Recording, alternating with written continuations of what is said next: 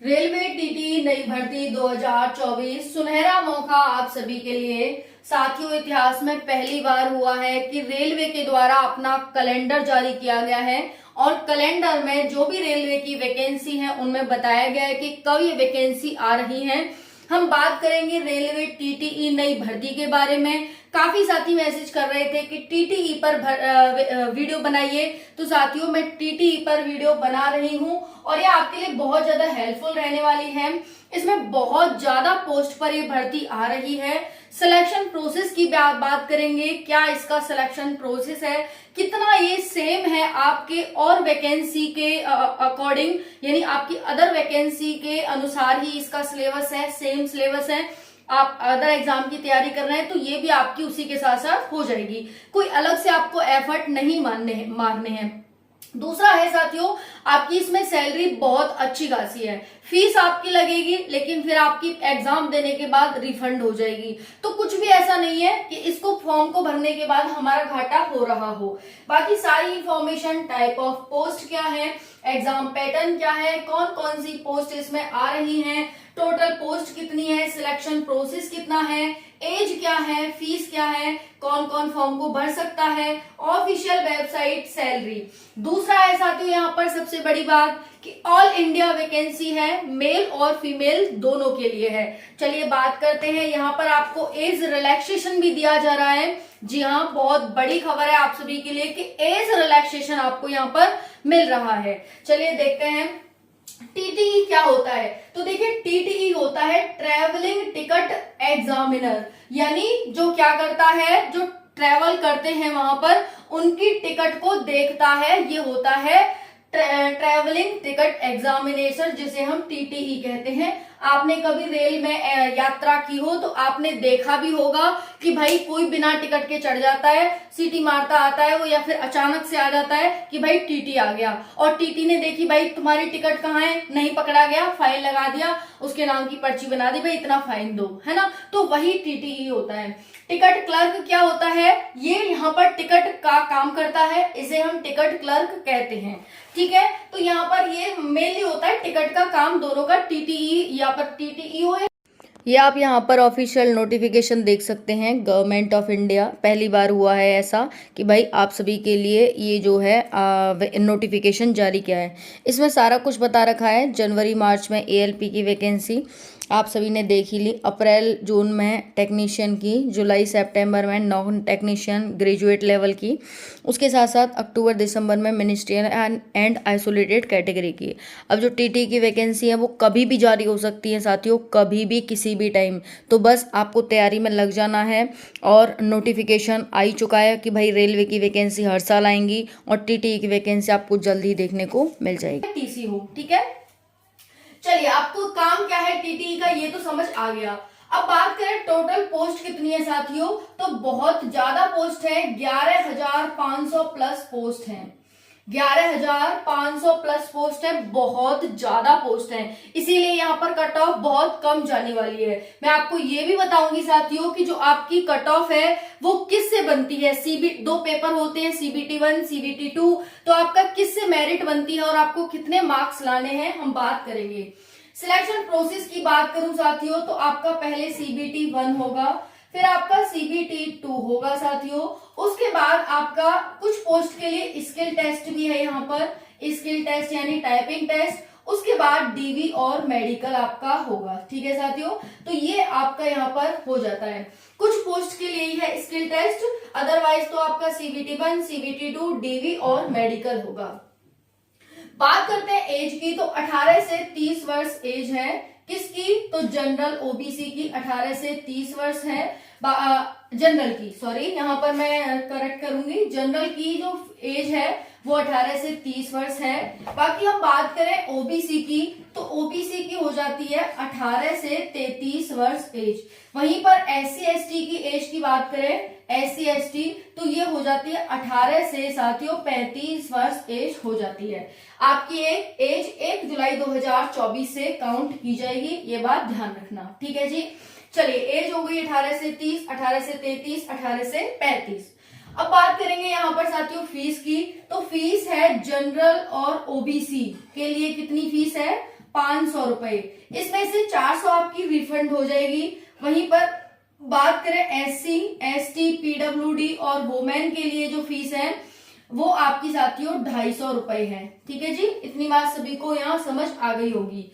Official website क्या है? तो जो आपकी ऑफिशियल वेबसाइट है साथियों वो है Indian railway, Indian RAILWAY railways.nic.in या फिर NIC की जगह GOV कर लो, gov.in। ठीक है जी, ये आपकी क्या है, एक ऑफिशियल वेबसाइट है। इस पर जाकर आप कुछ भी चेक कर सकते हैं रेलवे से रिलेटेड। तो ये आपको यहाँ पर ऑफिशियल वेबसाइट मिल चुकी है, इंडियन रेलवेज गवर्नमेंट.in।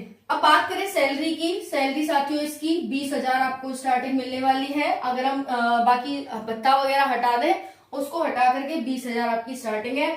आपको अंदर अंदर रहना है ऑफिस में भाई। अगर ट्रेन में भी जा रहे हो तो ट्रेन में भाई आपको काम करना है। कोई ऐसा नहीं है हथौड़ा चलाना है कि फावड़ा चलाना है कि दौड़ लगानी है, नहीं, वो सब नहीं है। फिजिकल भी नहीं हो रहा। ठीक है, चलिए अब बात करते हैं एग्जाम पैटर्न की। तो इंग्लिश हिंदी दोनों में आपको एग्जाम देखने को मिलेगा। एग्जाम आपका ऑनलाइन होगा। चलिए पहले बात करते हैं, 2 इसमें पेपर होंगे जैसा कि मैंने यहाँ पर एग्जाम सिलेक्शन प्रोसेस बताया। CBT 1, CBT 2, DV और मेडिकल। CBT 1 में क्या नेगेटिव मार्किंग है? जी हाँ बिल्कुल है, 1/3 की नेगेटिव मार्किंग है।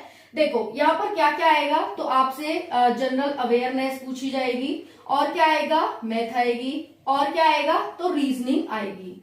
ठीक है जी, ठीक है। कितने कितने क्वेश्चन आएंगे, तो इससे आएंगे आपके 40 क्वेश्चन, इससे 30 क्वेश्चन, इससे 30 क्वेश्चन, यानी 100 आपके क्वेश्चन आएंगे और 100 आपके मार्क्स होंगे। इतनी बात सभी को समझ आ गई।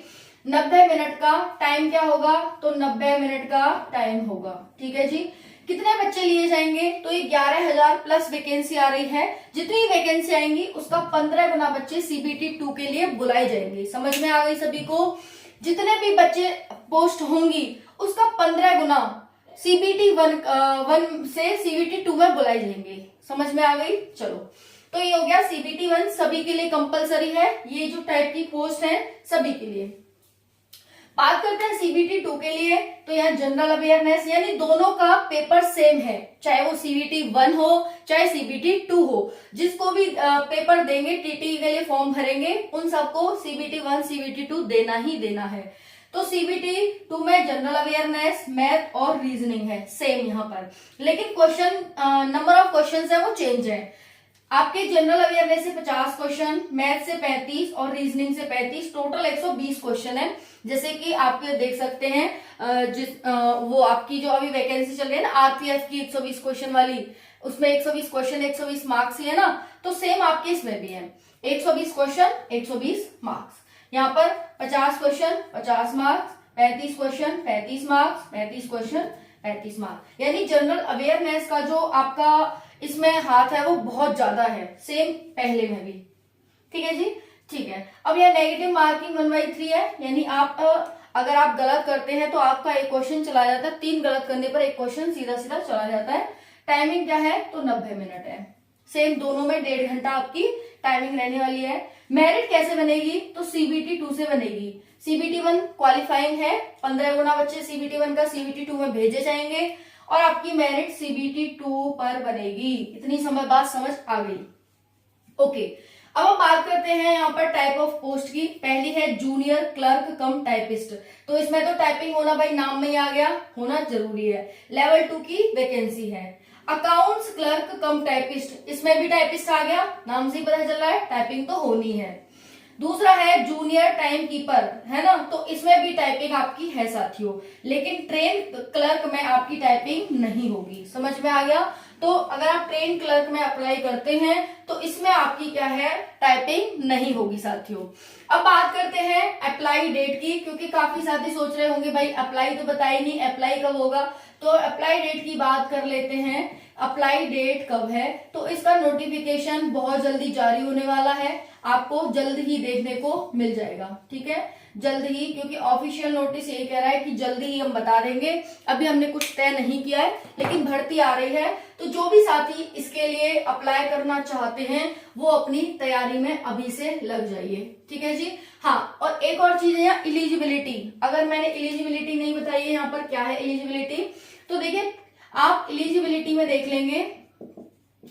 एलिजिबिलिटी आप 10th 12th और डिप्लोमा, ठीक है जी, डिप्लोमा आप पास होने चाहिए। डिप्लोमा अच्छे से लिख देती हूँ, डिप्लोमा अगर आप हैं तो आप इसके लिए अप्लाई कर सकते हैं, 10th 12th एंड डिप्लोमा। ठीक है जी। तो ये थी आपकी पूरी इंफॉर्मेशन, यहाँ पर आपको मिल गई होगी। कोई डाउट रहा हो तो आप कमेंट सेक्शन के माध्यम से पूछ सकते हैं। पेपर 1 आपका क्वालिफाइंग है, पेपर 2 से आपकी मेरिट बनेगी, और इसमें कम से कम 120 में से आपको कोशिश करनी है 100 के आसपास लाने की। 100 के आसपास लाएंगे क्योंकि वैकेंसी 11,000 प्लस है, तो 100 के आसपास लाएंगे तो आपका सिलेक्शन हो जाएगा अगर आप जनरल से हैं तो। ठीक है जी। तो बहुत ही खुशखबरी की बात है, खुशी की बात है भाई। ठीक है, थैंक यू सो मच, जय हिंद।